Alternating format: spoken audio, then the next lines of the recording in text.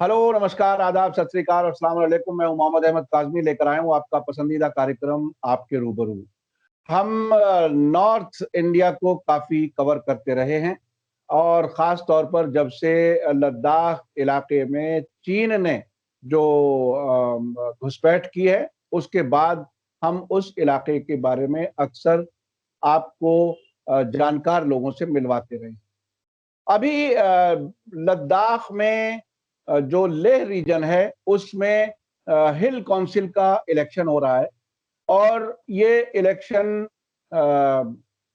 वो लोग हैं इसमें जो आर्टिकल 370 हटने के बाद 2 यूनियन टेरिटरी बनी, जिसमें से एक जम्मू एंड कश्मीर और एक लद्दाख।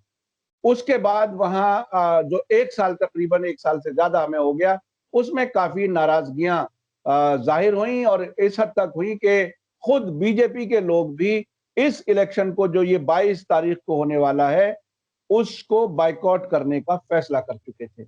इस फैसले के बाद एक डेलीगेशन 3 लोगों का दिल्ली राजधानी आता है और गृह मंत्री जी अमित शाह जी से मिलता है, जो कहते हैं कि अभी ये इलेक्शन पूरा होने दो और आपकी जो भी डिमांड है हम पूरी करेंगे। डिमांड क्या है? डिमांड ये है कि जो यूनियन टेरिटरी बनाई है उसको वो प्रॉपर एडमिनिस्ट्रेटिव पावर्स नहीं मिली हैं, जो कुछ उन्हें मिलना चाहिए था वो नहीं मिला, लोकल नुमाइंदगी नहीं है, वगैरह वगैरह। बहुत सी शिकायतें हैं सेंट्रल गवर्नमेंट से। वो लोग जो सेलिब्रेट कर रहे थे यूनियन टेरिटरी बनने के बाद, वो अब ऐसा लगता है कि शायद पछता रहे हैं। इस सारी सूरत हाल को समझने के लिए और इलेक्शन की गहमा गहमी को समझने के लिए, और इस इलेक्शन में मैं बता दूं कि बीजेपी ने अपने सेंट्रल लीडरशिप को, जिसमें यूनियन मिनिस्टर मुख्तार अब्बास नकवी, अनुराग ठाकुर और एक एमओएस रेड्डी साहब हैं, वो और कई लीडर्स को वहां भेजा है। लेकिन कांग्रेस के वहां लीडर, बड़े सेंट्रल लीडर्स नजर नहीं आ रहे। बहुत ही दिलचस्प सिनेरियो है। इस सब को समझने के लिए कांग्रेस से एक नौजवान लीडर लेह में तुंदुप नुरबू साहब, उनसे हम बात कर रहे हैं। वो हमारे खास मेहमान हैं, जिनको चीता के नाम से भी वहां पर जाना जाता है। आप प्रेसिडेंट हैं डिस्ट्रिक्ट यूथ कांग्रेस के। इसके अलावा वो international fellowship of Buddhist youth Ladakh के नुमाइंदे हैं और वहां पर एक international school of English language Ladakh, उसमें मेन फैसिलिटेटर के तौर पर हैं। तो सामाजिक तौर पर और राजनीतिक तौर पर काफी एक्टिव हैं। तुंदुप नुरबू साहब, वेलकम है आपका मीडिया स्टार वर्ल्ड में। आप बताइए कि इलेक्शन की कैंपेन में आप लगे हैं, अभी इलेक्शन होने वाले हैं 22 तारीख को। आप अपने आप और अपनी पार्टी को कहां पा रहे हैं? क्या सूरत हाल है इलेक्शन में? सबसे पहले नमस्कार कहना चाहता हूं मैं स्टार वर्ल्ड के व्यूवर्स को, और मोहम्मद जी का शुक्रिया अदा करना चाहता हूं कि मुझे अपना जो मेरा जो आइडियोलॉजी है, हमारे पार्टी का आइडियोलॉजी है, ओपिनियन है, वो रखने का एक मौका से मिला। देखिए, ये जो इलेक्शन है, जो LSDC Ladakh autonomous hill development council का जो इलेक्शन है, यूटी के बाद ये पहली बार हो रहा है। तो जब हमें यूटी मिला था, तो कुछ लोग काफी अच्छे से यहाँ पे सेलिब्रेशन किया, नाचा, गुनगुनाए, लोगों तो अपना आया, बीजेपी पार्टी कितना पावरफुल है वो सब दिखाया, तो एक वेव बनाया कि हम कुछ भी कर सकते हैं, ऐसा कुछ। सो उस समय जैसे यूटी मिला था 5 अगस्त को, 9 अगस्त को हमारे लीडर ने कहा था, श्री नवांग रिगजिन जोरा जी ने, कि हमें जो यूटी हमने मांगा था विथ लेजिस्लेचर, वो हमें नहीं मिला है। फिर भी यूटी मिला है। एक डिस्ट्रिक्ट से यूटी तक अपडेट होना बहुत बड़ी बात है। लेकिन इस यूटी में अगर हमें प्रोटेक्ट हो, तो ये यूटी हमें ही खा सकता है। तो उन्होंने 9 अगस्त को 6 शेड्यूल के बारे में बात किया। तो पहले जब हमने 6 शेड्यूल के बारे में कैंपेन किया, तो लोगों ने हमें कहा कांग्रेस के चमचे, कांग्रेस यूटी दे नहीं पाए, इसीलिए ये कुछ बोल रहे हैं। जब धीरे धीरे जॉब बाहर के लोग आने स्टार्ट हुए, तो स्टूडेंट्स ने बोले जी हमें 6 शेड्यूल चाहिए। जब कॉन्ट्रैक्टर्स को लगा कि यहाँ के बड़े बड़े कॉन्ट्रैक्ट जो है बाहर जा रहे हैं, तो उन्होंने भी कहा 6 शेड्यूल की जरूरत है। तो यहाँ पे काफी सारे लोग आके घर बना रहे हैं बाहर के लोग। तो ज्यादातर लोगों को आज ये एहसास हो चुका है कि ये यूटी अगर विदाउट प्रोटेक्शन है तो हमारे लिए अच्छा नहीं है। तो इस इलेक्शन का सबसे पहला मुद्दा जो लद्दाख के आवाम के लिए जरूरी है वो है प्रोटेक्शन सर। और Correct. कॉन्स्टिट्यूशन में जितना हमने पढ़ा, जितने कॉन्स्टिट्यूशन में जितने प्रोटेक्शन है, 371, 371 ए टू जे, शेड्यूल 5 और शेड्यूल 6, सो हमें सबसे बेस्ट 6 शेड्यूल ये लगा। तो हमने लोगों के सामने 6 शेड्यूल का विचार रखा, 6 शेड्यूल के बारे में लोगों को बताया। तो जितने भी लोग हैं मेजोरिटी इस आइडियोलॉजी के साथ, इस डिमांड को लेके सहमत है, और इसी को लेके कल बॉयकॉट भी किया था कि अगर लद्दाख को 6 शेड्यूल या प्रोटेक्शन 6 शेड्यूल ना दे तो ये इलेक्शन होगा ही नहीं। तो ये सेंट्रल गवर्नमेंट को सीधा एक मैसेज है सर, जो यूटी उन्होंने दिया, जिस यूटी के नाम पे उन्होंने देश भर में ढिंडोरा पीटा कि हमने इंसाफ किया, वो असल में इंसाफ नहीं सर, वो एक हमें डिस्क्रिमिनेशन फील करने का, हमें दबाने का एक जरिया जैसा हमें लग रहा है। तो इसीलिए इस इलेक्शन का मेन हमारा मुद्दा होगा 6 शेड्यूल सर। दूसरी तरफ है डोमिसाइल लॉ, जो बीजेपी प्रमोट कर रहे हैं कि डोमिसाइल चाहिए, डोमिसाइल लॉ चाहिए। फर्स्ट ऑफ ऑल, मैं यहाँ के लोकल जो बीजेपी लीडर्स है उनको ये तक भी पता नहीं है कि डोमिसाइल लॉ कॉन्स्टिट्यूशनल सेफगार्ड है ही नहीं। तो डोमिसाइल लॉ के कारण जैन जम्मू एंड कश्मीर में क्या हालात हुए, तो कुछ ही महीनों में 5,40,000 लोगों को वहां का रेजिडेंटशिप मिला। अब उनको वोटिंग राइट्स मिलेंगे, जॉब में राइट्स मिलेगा, लैंड खरीदेंगे। तो इन चीजों को देख के लद्दाख का पॉपुलेशन सिर्फ 2,30,000 है सर। पॉलिटिकली हम कुछ बड़ा सा तो साउंड कर नहीं रहे हैं सर। तो हमें अपने जो कल्चर है, हमारे जो लैंड है, इन्वायरमेंट है, जॉब है, इनका प्रोटेक्शन करना बहुत जरूरी है सर। इन सब से भी जो ऊपर की जो जरूरत है वो है लेजिस्लेटिव पावर सर, जो 6 शेड्यूल में है। तो लोगों को अब इस बार चूज करना है कि उनको प्रोटेक्शन चाहिए कि डोमिसाइल लॉ का धोखा चाहिए सर। आई गेस यहाँ के ले में जो है 77% लिटरेसी रेट है।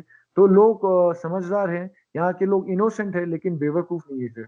आई guess they will go for 6 schedule. और आने वाले समय में इतना गारंटी है कि कांग्रेस का गवर्नमेंट आएगा।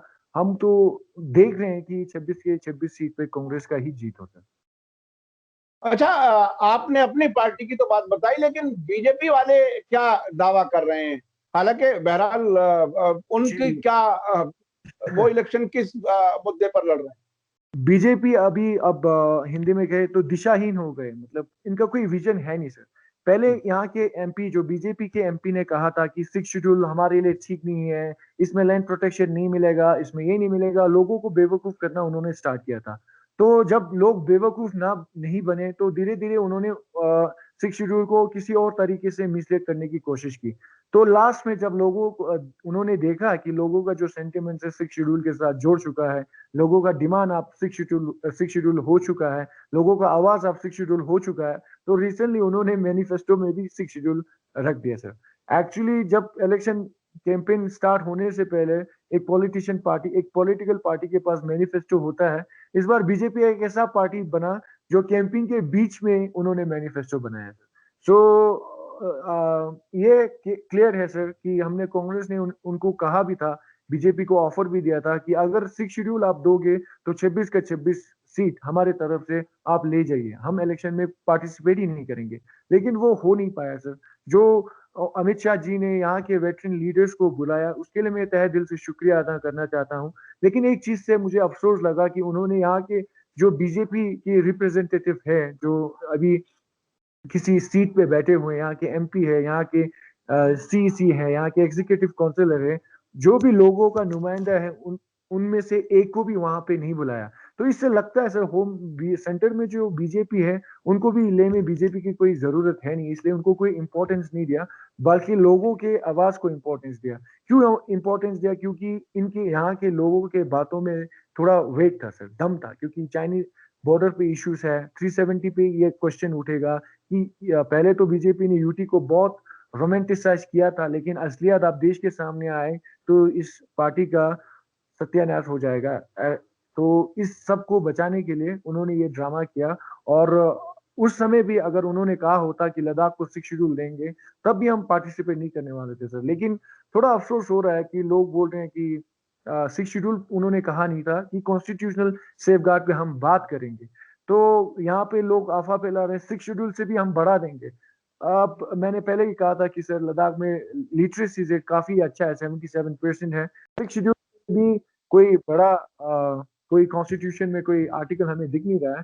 तो ये सिर्फ लोगों को बेवकूफ बनाने की जरूर कोशिश कर रहे हैं। तो लोकल लिटरेसी नहीं हुआ तो अब सेंटर से मिनिस्टर आ रहे हैं, चार चार मिनिस्टर आए। उनमें से एक मिनिस्टर आए थे जी हमारे जो किरण रिजिजू जी। उन्होंने भी यहाँ पे लोगों को बेवकूफ बनाया कि ये यहाँ पे सिक्स शेड्यूल नहीं मिलेगा क्योंकि ये एक स्टेट नहीं है, यूटी है। तो मेघालय तो जब यूटी था तब सिक्स शेड्यूल मिला था।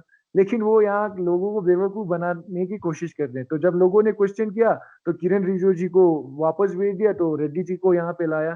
तो ये मिनिस्टर पे मिनिस्टर ला रहे हैं क्योंकि लोकल जो लीडर्स है उनपे ये कैपेबिलिटी नहीं है कि लोगों को कन्विंस करें। अभी लोगों में ये सिक्स शेड्यूल के बारे में इतना अवेयरनेस आ चुका है कि आज प्राइम मिनिस्टर आके भी यहाँ वोट मांगे तो अब बीजेपी को वोट मिलना बहुत मुश्किल है सर। अच्छा, ये बताइए कि बीजेपी के तो इतने बड़े लीडर्स वहां आए, क्या कांग्रेस के लीडर्स भी वहां, कोई बड़े लीडर दिल्ली से पहुंचे? कैंपेन कैसे चल रही है? जी, कांग्रेस हमारे जो लीडर्स हैं वो आना चाहते थे, लेकिन हमने हमें जरूरत नहीं था सर, क्योंकि हम क्या यहाँ पे जो भी लोकल लीडरशिप है, जो लोकल प्रॉब्लम्स है, हम डील करना चाहते हैं। हमें इतना कैपेबिलिटी है, हमारे पार्टी में सारे रिसोर्सेस है, तो हमें बाहर की जरूरत पड़ा नहीं था सर। तो इतना कैपेबिलिटी है कि जो लोकल इश्यूज है हम लोकली डील कर सकते हैं सर। अगर आप आज हम लोकली जो लोकल प्रॉब्लम्स है, लोकल इश्यूज पे हैं, लोकल लीडर बात ना करे, तो जब पावर में आओगे तो भी आप उनसे ये जो यहाँ के इश्यूज है उनको सॉल्व करने की उम्मीद भी कैसे रख सकते हो सर। दूसरी चीज सर, इलेक्शन को लेके सर हर जगह हमारा कैंपिंग काफी जोरों शोरों से चल रहा है।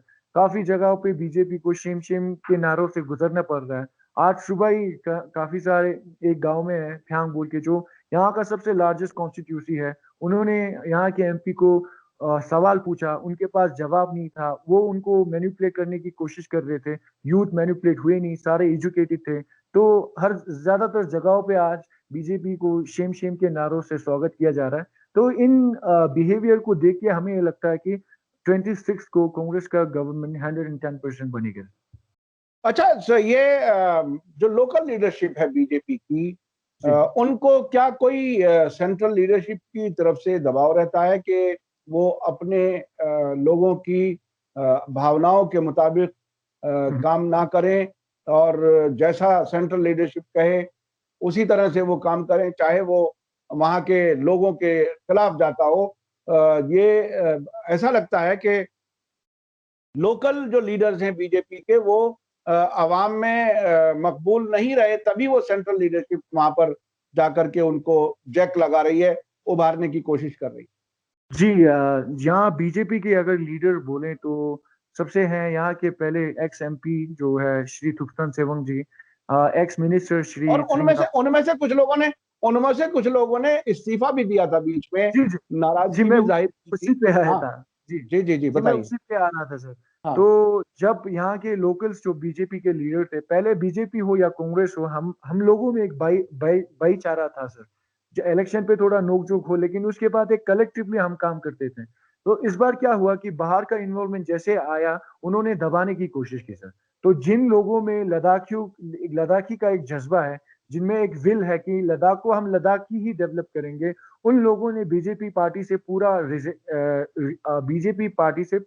रेजिग्नेशन दे दिया था सर। पिछले एक महीने का आप रिकॉर्ड देख लीजिए, तकरीबन 50 से ऊपर लोगों ने रिजाइन दिया। हंड्रेड्स में यहाँ के बीजेपी के वर्कर्स ने रिजाइन दिया था। तो जो भारतीय जनता पार्टी है, बीच में एक रेजिग्नेशन पार्टी जैसा बन चुका था। तो जो बचे कुछ लोग हैं जिनको कुश्ती का शौक है, कुश्ती के लिए सब कुछ जो कुछ भी करने के लिए तैयार है, वही लोग आज बीजेपी में बैठे हुए हैं और जिनको सेंट्रल लीडरशिप दबा रहे हैं सर। उनको आज देखिए सर, पहले सिक्स शेड्यूल नहीं बोल रहे थे, तो जब लगा तो सेंटर से दबाव आया तो अब सिक्स शेड्यूल बोल रहे हैं। आगे क्या ये बोलेंगे, सेंटर पे डिपेंड है सर।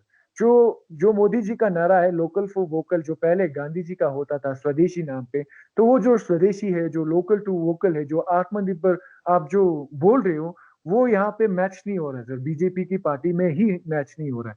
तो इनका दिमाग कुछ और कह रहा है, बोल को और कुछ रहे हैं सर। तो जब यहाँ और यहाँ का संतुलन ठीक नहीं हो, मैं समझता हूँ वो सोसाइटी को कुछ अच्छा वेलफेयर के लिए काम नहीं कर पाएंगे, और लोग भी समझ रहे हैं इन चीजों को। तो इस बार उनको बड़े हार का सामना करना पड़ेगा सर। अच्छा, एक एक खास बात ये बताइए कि माफ कीजिए मैंने आपको बीच में डिस्टर्ब किया, लेकिन आप ये बताइए कि लद्दाख में जो चीन की घुसपैठ है, क्या जी। वो भी इशू आपके यहाँ इलेक्शन में है, या सब कुछ सेंट्रल गवर्नमेंट पे छोड़ा हुआ है?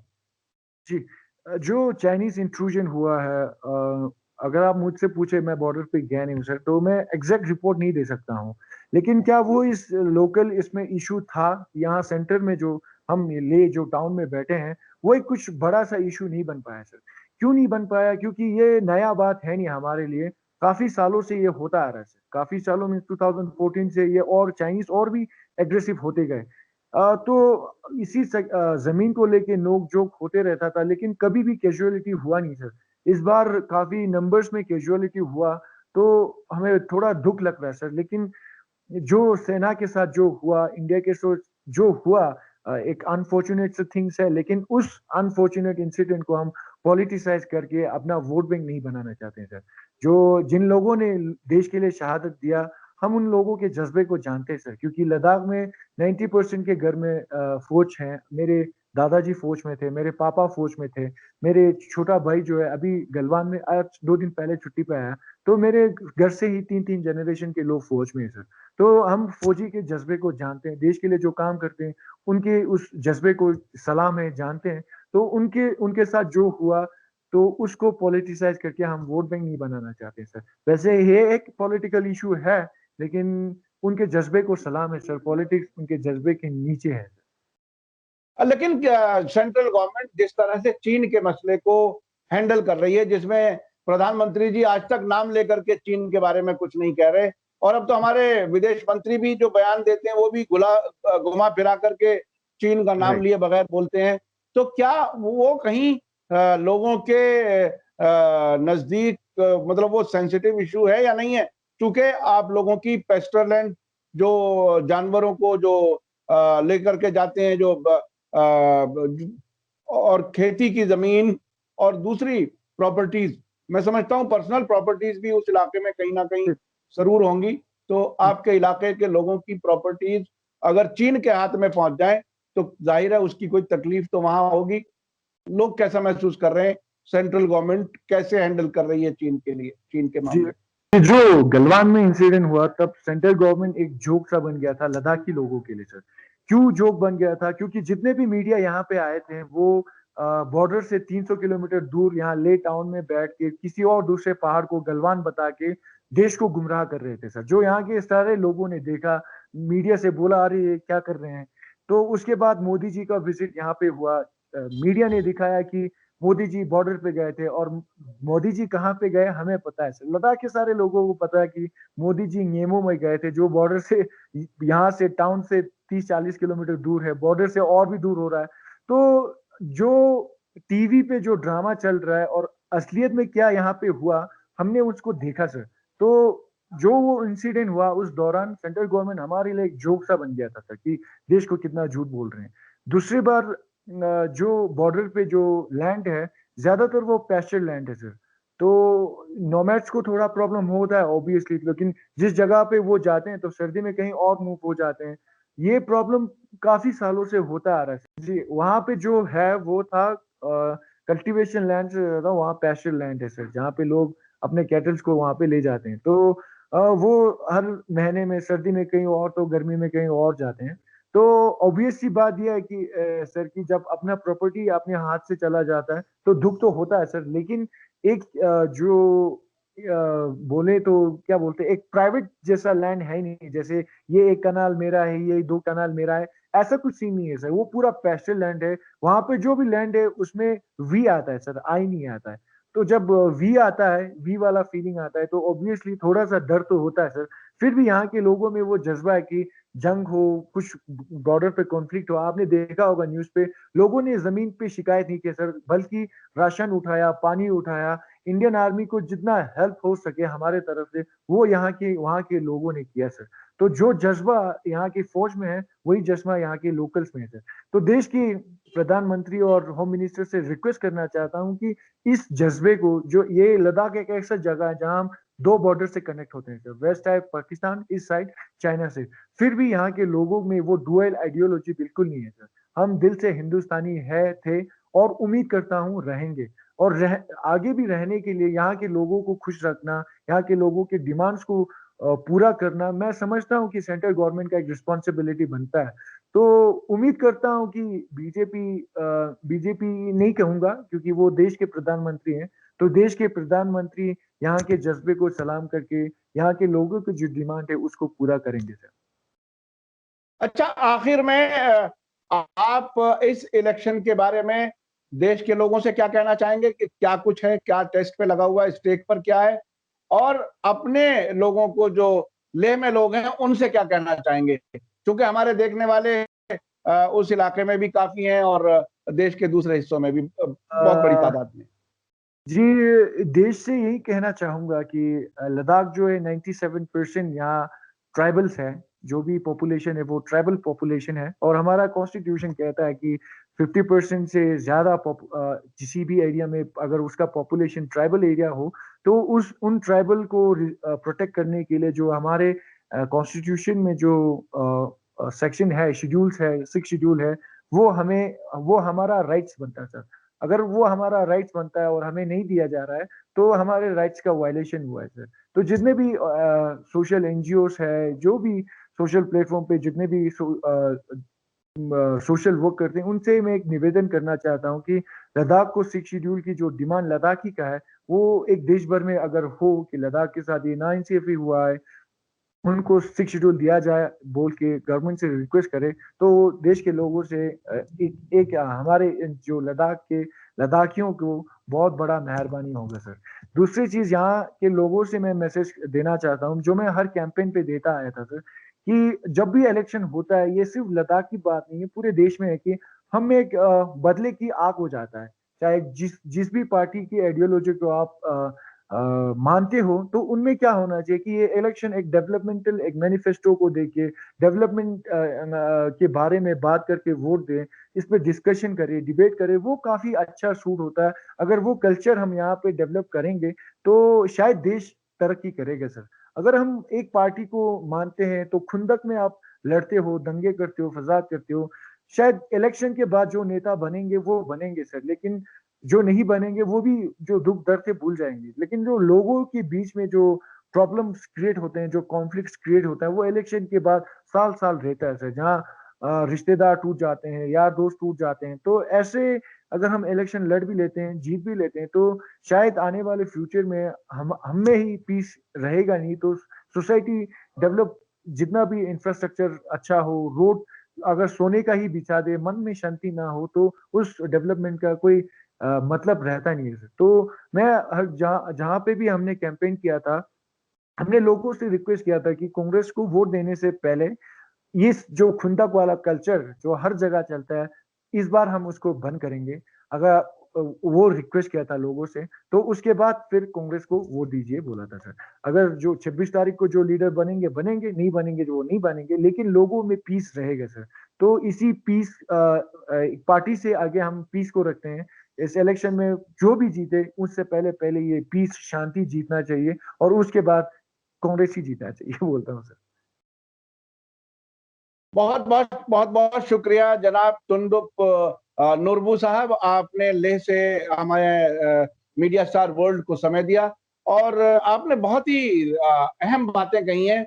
आपने कहा कि लद्दाख के लोग इनोसेंट हैं लेकिन बेवकूफ नहीं है। हमें उम्मीद है कि जो कुछ हो पुरअमन हो, पीसफुली हो और देश के और इस इलाके के लिए भलाई के लिए हो। इसी के साथ मुझे दीजिए इजाजत। धन्यवाद, शुक्रिया। जय भारत, जय हिंद। मीडिया स्टार वर्ल्ड के और वीडियो देखने के लिए हमारे चैनल को सब्सक्राइब करें और सीधे नोटिफिकेशन पाने के लिए बेल आइकन दबाएं। और अगर हमारी खबर सच्ची और अच्छी लगे तो अपने व्हाट्सएप, इंस्टाग्राम, फेसबुक और ट्विटर अकाउंट पर जरूर शेयर करें।